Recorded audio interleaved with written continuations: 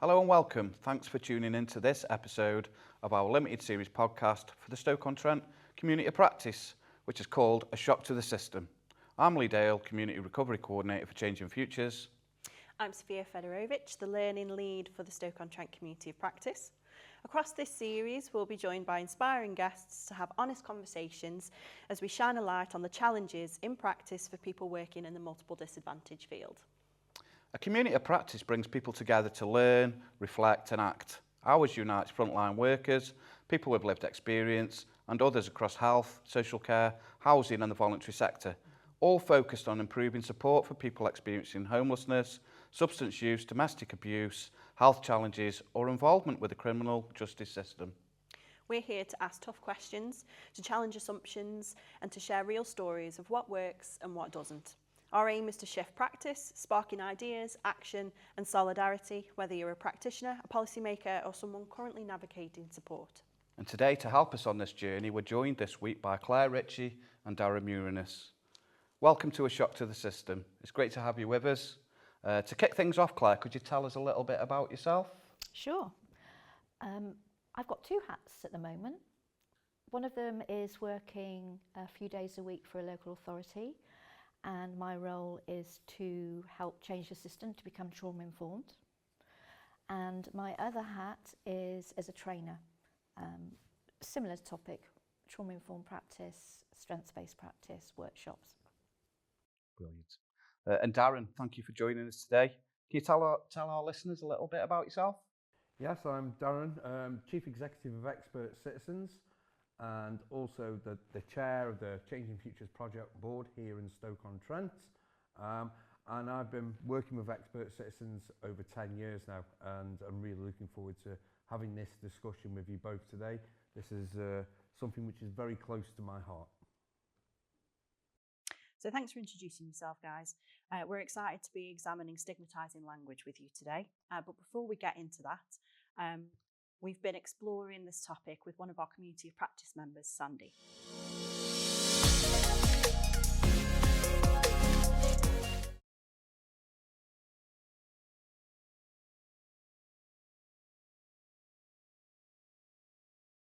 Okay, so yeah, I'm Sandy. I originally came to Expert Citizens a few years ago as placement as part of my degree, and I just felt straight away I felt at home, comfortable, my kind of people, and just stayed.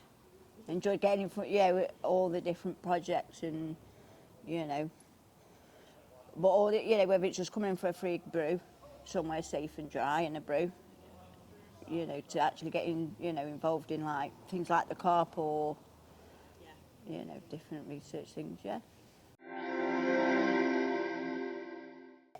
It's daunting at first, because and it's like today when you're discussing, it's like, that's me on that piece of paper. And it's a different, but from like walking into like, say, walking into, I know, say, CDAS, I need help. And there's that us and them sort of vibe, where I think that's breaking down that barriers a bit. It's looking at strengths instead of deficit-based. I think it briefly came up earlier on. It's a lot of, here's Sandy, and, she, years of this substance misuse, but don't necessarily look at strengths. It's here again, relapsed again, homeless again. We're not surprised, it's kind of life, she's I did. Instead of, she wasn't homeless for that period of time, or she wasn't using for that period, what was going well? Everybody's got, even if it's just like, they're resilient or, they've got the gift of the gab because they can talk their way in and out of different, everybody's got strengths, and that's what they need to focus on. And as well, it's hard to get someone on side as well. Instead of, poor, why are you homeless again? Didn't you? It's like, well, why wasn't you homeless? Why wasn't you using? Flip it into more positive instead of negative all the time. It reinforces the negativity. You know, it's like when people are in the in the grips of addiction or being home, you know, or whatever, you know, whatever support they're trying to access, you know, it's really hard to ask for help. You know, and people should be, that should be like, they should identify that. You know, because no one likes to ask for, you know, well, the majority of people don't. And people don't need another excuse to go and have another fix or another drink or, you know, so it can be very disheartening if you, yeah, take, you know, we'll see you when we can, or, you know, like a bit more, you know, a bit more like welcome when you go into a place, you know, like, even just like the attitudes, you know, oh, sorry, we can't see you straight away, but we'd like to see you.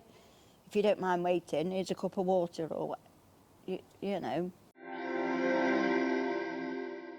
$1 million question, big question. It just comes back to that humility, I think. You know, and how would they like to be treated? It's a bit like that, and it treats someone how you like to be treated yourself. You know, I think that's where it comes. Yeah, it's the basics. You know, a smile. They said, "Oh God, not you again." I'm like, well, how are you? Nice to see you. You know.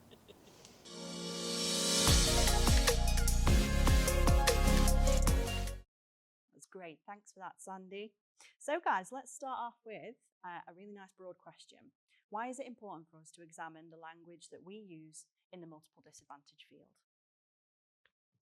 I think for me, personally, someone who's experienced multiple disadvantage for many years from being in the care system, then the criminal justice system, what I sort of picked up is, and this is how me and Claire first met 10 years ago actually, is we talk about strengths-based practice, we talk about trauma-informed practice, and we've been talking about that for many years now.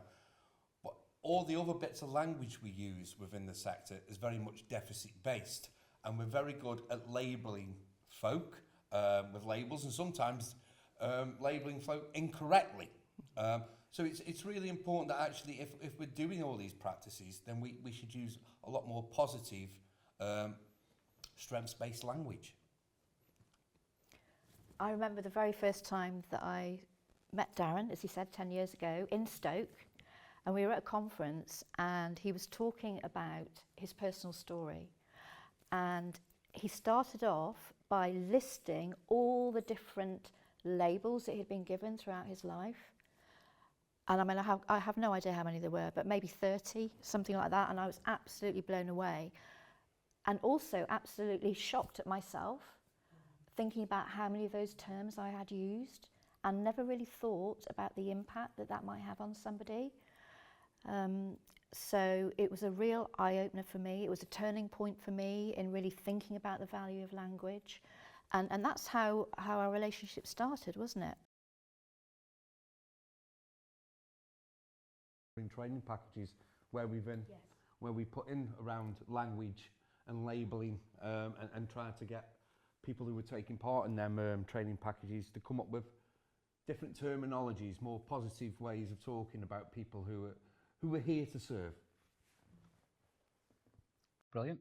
I've got a question to start with you, Darren. What kind of impacts does stigmatising language have on practitioners, but also on the people accessing support? I think it has a massive impact. I think I will start with the people who need us most, who we're there to support and serve.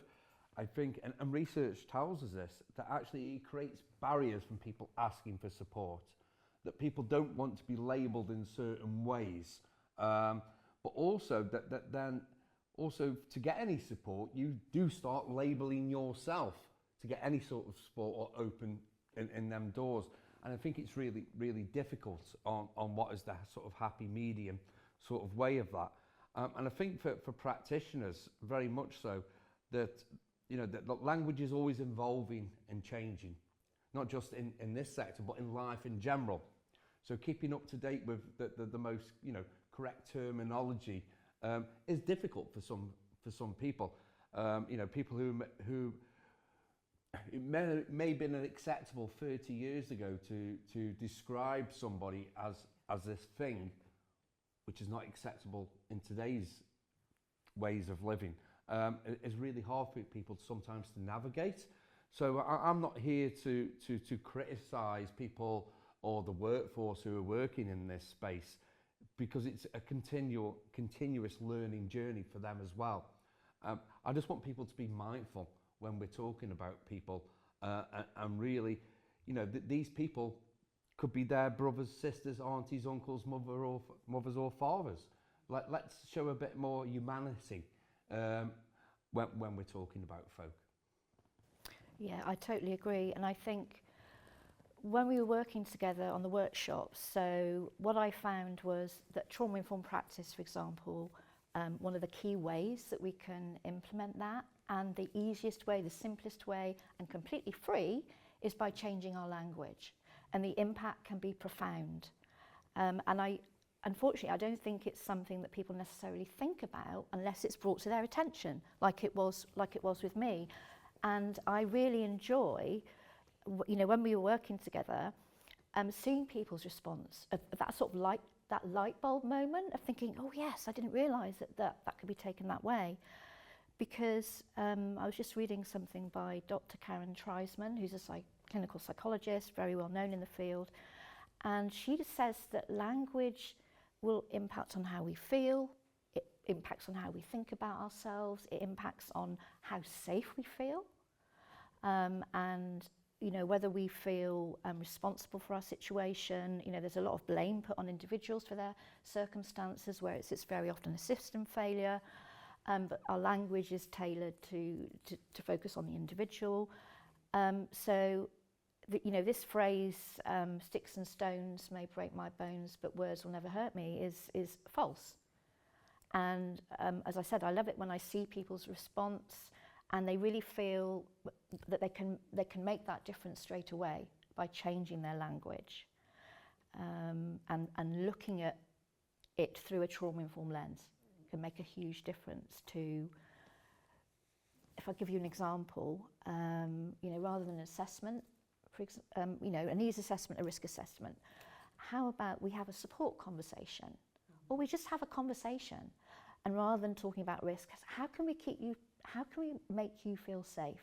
Our job is to, as a worker, practitioner, part of our role is to help you feel safe, rather than, okay, I need to do a risk assessment, and, you know, because it's all about the relationship, and that immediately, I think, prevents that relationship from happening. Definitely, and I think that also, you know, that very often, you know, that when we have these conversations about assessment, sometimes people's past history informs them conversations without even that relationship being formed with the practitioner or the individual who needs that help. The practitioner often has a mindset and already planted in the mind what this person is like by past histories or past things which have been said about an individual, which may not be true anymore. So I think it's really important that you know, you just mentioned support conversations. You know, I like people to talk about skills, goals, dreams, aspirations, because we all have them as human beings. Yeah, absolutely. That's the strengths-based approach, isn't it? We have been brought up in an environment where we look at deficits. That's how we look at, particularly somebody coming to a service for support. What is wrong? What do you need help with? We're going to fix you. And, you know, we need to change that mind shift into, you know, what are you experiencing at the moment? How have you got through these kind of things before? And how can I help facilitate that? What do you need from me to help you to find the solutions to your situation, rather than this stigmatizing, labeling language that can really push people away and not help build that relationship, and also makes it difficult to find sustainable solutions, because people can become dependent and reliable, thinking, you know, I don't have these strengths myself. We need to help people identify those and pull them out.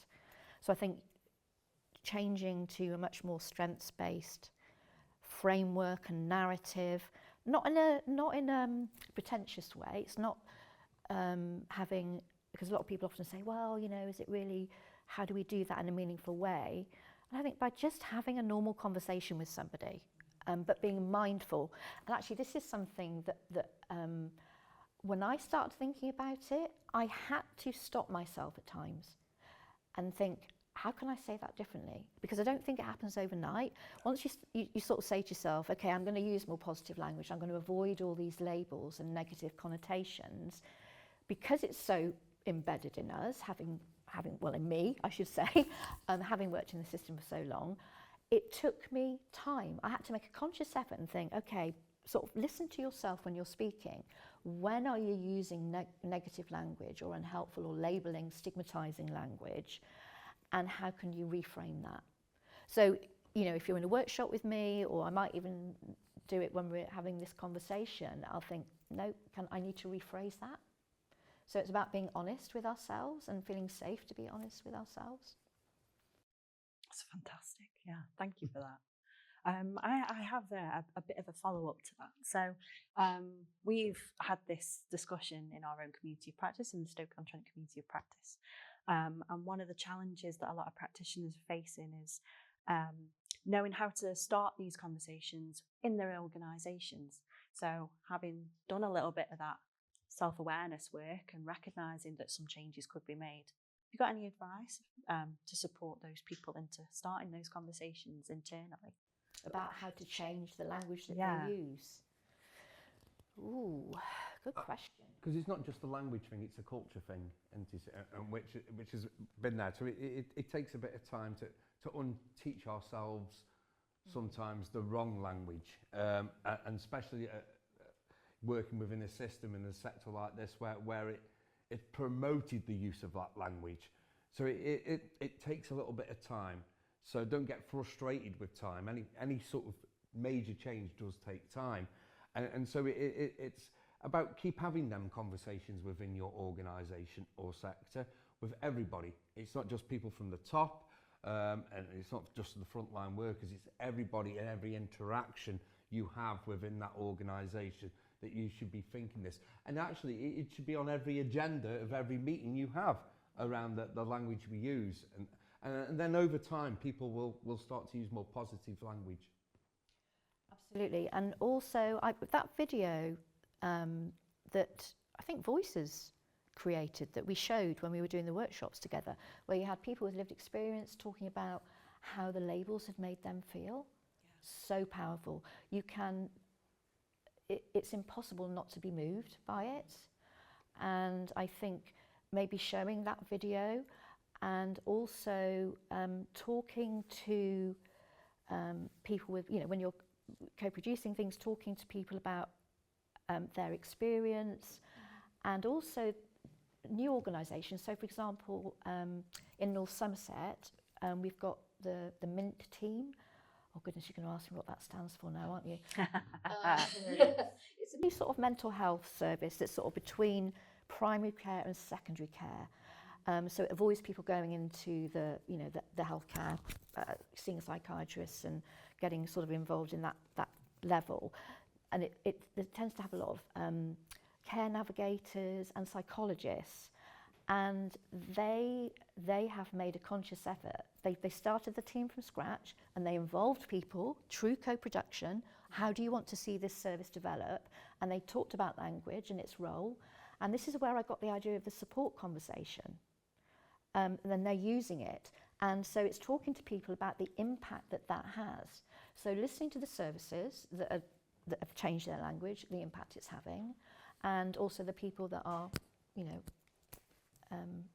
involved in being taught to in different ways. And the sort of one of the simplest approaches I always try and advise people is when they're having these conversations in the workplace, just think about sitting in your living room at home and how would you have this conversation with your family or your friends, and actually that helps to remove some of that power and stuff like that. It's making that the whole conversation so, you know, based around human interaction and stuff like that. That power thing that you just mentioned there, I think, is really important, because I think I always find it. I was just in the dentist chair the other day, and he was going left, occlusal number 3, and I was thinking, I have no idea what he's talking about, and he's looking in my mouth. And, you know, do I ask him what he's saying? It's that it can really cause a, like I say, we talk about relationships and how we've got to connect first, haven't we? And if we use different language that makes people, I don't understand, or they don't feel able to ask about it, that power dynamic really shines through. So I think that's a really important element to be thinking about. How do I balance that relationship? And part of that can be by using different language. Brilliant.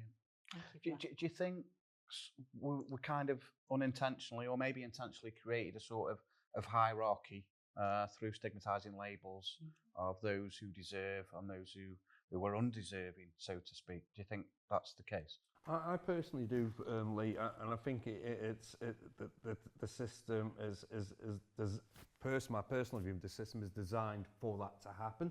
Yes. And that also goes back against what we've just been touching on around power as well. And are you somebody who deserves to be treated right?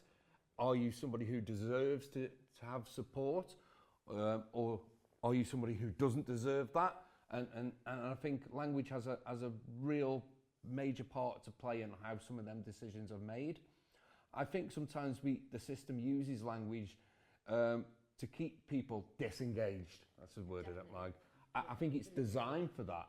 I really do. And I know that might make people feel uncomfortable, but my experience over the years of someone who's tried to get help and support, it very much felt like that. But it also felt that and how long do these labels have to stay on us as human beings? You know, that I was in the care system over 40 odd years ago, but still to this day, sometimes I'm introduced as a care leaver. I know, I'm a person who may have experience of the care system from 40 years ago. I'm certainly not an 18-year-old person who's just left care yesterday. Do you think the media have a role to play in creating and perpetuating some of this stigma? Most definitely. I've spoke at numerous events with MPs over the years and even wrote blogs and articles around this that very much went. Sometimes when you see people in power using deficit-based language or inappropriate language about people who need help, it has a massive knock-on effect to the community. You know, I remember reading a couple of years ago of an MP calling people who needed support around homelessness and drug addiction scumbags, the scum of the earth. You know, that the scurv of our society. You know, these people, you know, could have, you know, really need help. And when you have MPs and others in power speaking like that, it only filters down to people in communities and in the sector where it really stops people asking for help. Absolutely. I think it increases a sense of a feeling of shame and self-blame, and you know, and people are doing that already. You know, we don't need to enforce that. So that's a really good question, because I think it's both on the macro level, is that right, the big level, and then the micro level, you know, the interactions we have with everybody. And I do think that it's a challenge to really embed it in the micro level until we have a macro level approach to it, to be fair. But it doesn't mean we can't, you know, it's got to start somewhere. And most of the important changes, I would argue, probably started grassroots up. So, you know, and this is something that I will say when I'm talking to people about how to change their language, is when it becomes part of you and you have those conversations, we copy each other, we copy each other's language, don't we? We use similar words. So, you know, I'll put my hand up, for example, and I'll say when I was a social worker working with individuals, I might have said, oh, their behaviour was challenging. I won't say that anymore. Because, well, what does it mean, for one thing? It's a pure value judgment. What I might find challenging, it's about someone else. It's about describing that behaviour. And also, that's important when you're recording things as well. So it's not just speaking the language that you want, but you've got to put that in your writing and the things, because, you know, people, as you say, read these things about themselves later on perhaps, and you know, it's just sensitivity. And to me, and many other people that we know and work with. It's common sense, but we want it to become the way things are done, don't we? We want it to be embedded in our systems and our services. And I'm going to be optimistic and say it's kind of happening. I think from when we first met and had that conversation 10 years ago, I think things have moved on. I think it moves on so much, then it's sort of quite. So I think it's up to people like ourselves, Sophia, Lee, and others in the sector to keep championing this, keep shouting about this, because we all recognise the importance of it, and we recognise actually what I've recognised is when we do get it right, how that individual who's then travelling through the system has a much better experience. Absolutely. So something I'm asking all of our guests in all of our episodes, no matter what the theme, is how important is it to continue working with people with lived experience on this topic? I mean, they should be leading the way. And it's an integral part of the work that I do in terms of trauma-informed practice. It's one of the principles, co-production, and, you know, the people that can really change the system are the people that are using it. We need each other, I think. We've all got skills we can bring. It's not about, you know, we need each other, but absolutely vital. Yeah, and I will second that very much so. We recognise, you know, I certainly recognise it. I get, you know, labelled as a leader with lived experience, which I quite like actually. A leader with lived experience. Which I quite like. But I think that you know, what's really, you know, about that is that I recognise that we can't change this on our own. I recognise that we bring an immense set of skills and unique knowledge and wisdom. But there's other knowledges and wisdoms and skills we also need. So it's about that co-creation. It's about going on this journey together, stronger together, as folks say. And actually, you know, that lived experience has had a real good run for the last 10 years, but we're also recognising that actually it's come off some people's agendas, if that's funders, if that's government. So it still needs people like ourselves and you guys and amazing people like Claire to keep banging the drum on the importance, on everything we sort of do. Some people say to me, well, Darren, this is a quite a high level document we're talking about. Is it really relevant for people with lived experience to be in that room? Oh yes, too right it is. Because that document or that strategy is about them. And actually they should be the drivers of that strategy and how it is put out there into community or into practice. So one of the things that Sandy touched on in her little bit was how it can be very intimidating for her as a person with lived experience, or typically characterised as that person with lived experience, walking into a space like the community of practice, which is largely professional led. So I suppose my question really is about how can we work through our language and through how we approach things like governance structures, how we write documents, how we include people in co-creation of things like codes of practice and things like that, make it an environment where people feel more comfortable and less othered. I think you know, that's what we should all be doing, and I think that goes to how we facilitate these spaces. It also, we need to think about the spaces where we are having these conversations. You know, for example, you know, sometimes we are invited to places where we wouldn't ordinarily be invited to, and it's usually, you know, the place where the professionals are most comfortable, without thinking about the people of lived experience. Are they going to be comfortable in there? Because very often I've been invited in spaces to have conversations where I've been excluded from for 20 or 30 years. So, but suddenly now I'm asked to go to them spaces. So I think it's important we think about neutral spaces.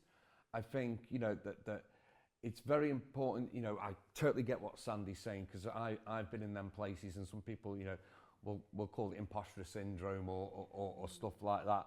But actually, so how do we facilitate where we all have that human connection? And so the importance, as you know, Sophia, from our work of doing daft check-ins and things like that, because we're hitting each other on a human level, that actually we all might like ice cream, yeah, or might not, but we're not there to portray our million and one professional titles as an individual. We're there to find common ground. Yeah. Okay, so finally, I'm just going to give you this question, guys, and it's around about what advice would you give to someone who was thinking about starting to make a change in this area within their organisation? I think, don't try and reinvent the wheel. There's lots of resources out there which you can help you with on this journey. I think don't be afraid to ask for help. Don't be afraid to reach out, and also don't be afraid of the challenge, because there will be a challenge.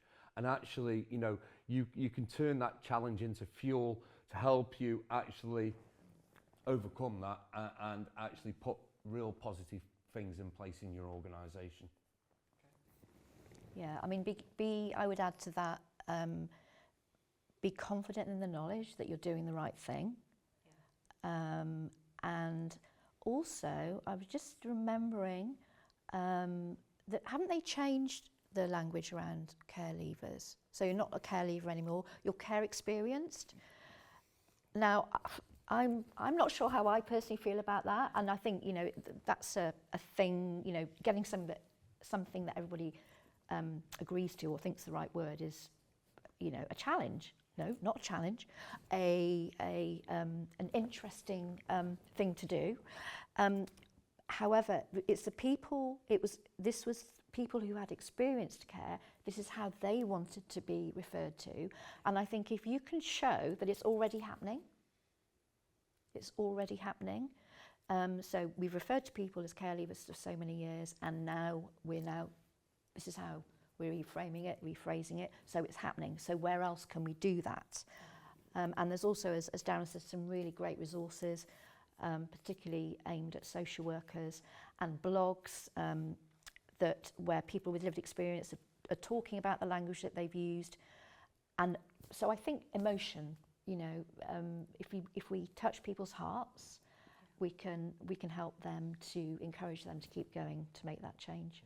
And someone who's got lived experience is looking at getting into the workforce maybe voluntarily. Is there any sort of tips, maybe advice for them? Because I know personally when I came in, a lot of the language that was used would kind of emotionally make me feel a little bit mad. If that makes sense. Is there any sort of tips for anyone who's looking angry? and to maybe keeping themselves a bit calm in the space? I think that the most positive tip I could probably give is connect with a peer, someone who's been there and gone through that, like yourself or like me or like Sophia, and have that buddying system to help people, show people the way. Then actually some of this stuff isn't personal sometimes, what's been spoken about or the language people use. And I think, what's really interesting, so Claire mentioned a video earlier which we did a number of years ago with the Social Work Teaching Network, I think it was. And what it proves is that, so I might be happy for me, comfortable for you to describe me as this or that. That might not be the case for Lee. So what that shows to me is the importance of them relationships. Getting to know each other, and the importance of what works for Lee may not work for me, or vice versa. And I think that video what showed me is some of the stuff that upset some of the others. Some of the other people in care were really happy with some of that terminology and language. So it's that personal approach. And I think that also works with the workers and the professionals within there as well. Yeah. Okay.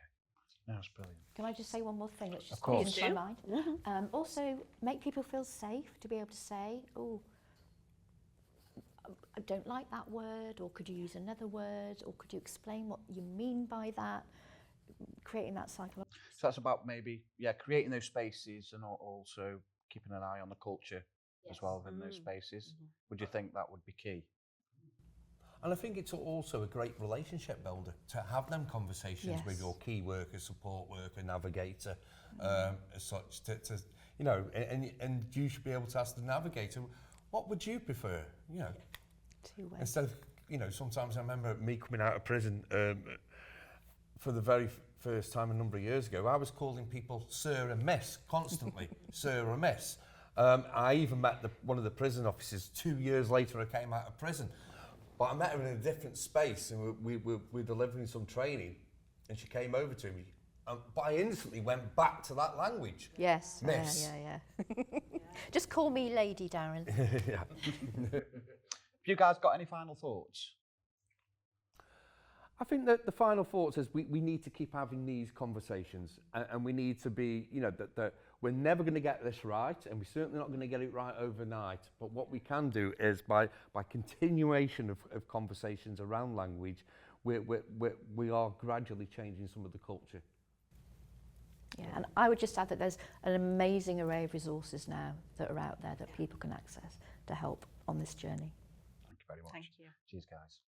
We've explored some tough questions today, and we hope you have been inspired to think about how you can support positive change in this area. A big thank you to our guests, Claire and Darren. And thank you to the people and the partners who make this podcast possible, including Changing Futures, the National Lottery Community Fund, and the Ministry of Housing, Communities and Local Government. Next month, we'll be diving into the topic of accommodating care and support needs in the multiple disadvantage field.